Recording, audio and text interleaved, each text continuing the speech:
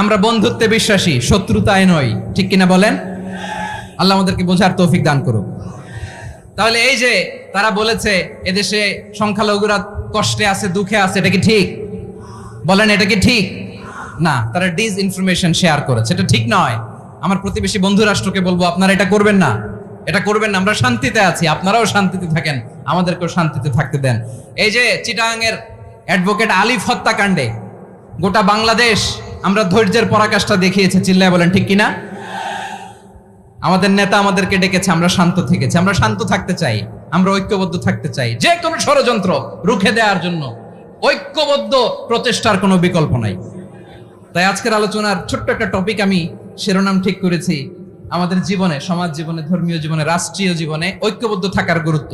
এবার আওয়াজ করে পেকুয়ার ভাইয়েরা বলেন, আমরা ঐক্যবদ্ধ জীবনযাপন করতে চাই কি চাই না? আল্লাহ তাআলা সে নির্দেশনাই দিচ্ছেন।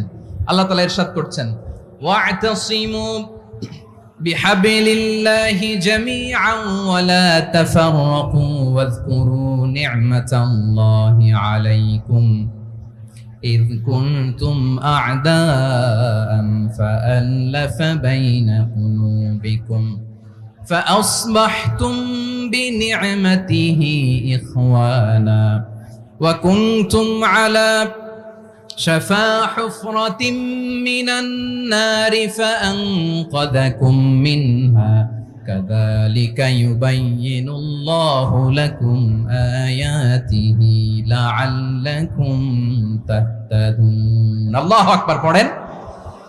আল্লাহ বললেন, ও গোলামেরা শোনো, ওয়া'তাসিমু বিহাবলিল্লাহি জামিআ, ও আমার গোলামেরা সবাই মিলে আল্লাহর রশিকে আঁকড়ে ধরো। আল্লাহর রশি হলো ইসলাম, আল্লাহর রশি হলো কোরআন। আল্লাহ বললেন, কোরআনকে আঁকড়ে ধরো, ইসলামকে আঁকড়ে ধরো। একা একা আঁকড়ে ধরলে চলবে না, জামিআ, সবাই মিলে আঁকড়ে ধরো। এই আদেশটা আমাদের জন্য দান করেছেন কে? আল্লাহ তাআলার নির্দেশ, ওয়া'তাসিমু বিহাবলিল্লাহি জামিআ, সবাই মিলে আল্লাহর রশিকে আঁকড়ে ধরো। হাবলুল্লাহ মানে আল্লাহর রশি। হাবলুল্লাহ মানে কি? রশি। এই হাবলুল্লাহ, আল্লাহর রশি বা আল্লাহর রজ্জু দ্বারা উদ্দেশ্য হচ্ছে ইসলাম। আল্লাহর রশি দ্বারা উদ্দেশ্য কি? তাফসিরে অনেক ব্যাখ্যা এসেছে। এই এরকম পরিস্থিতি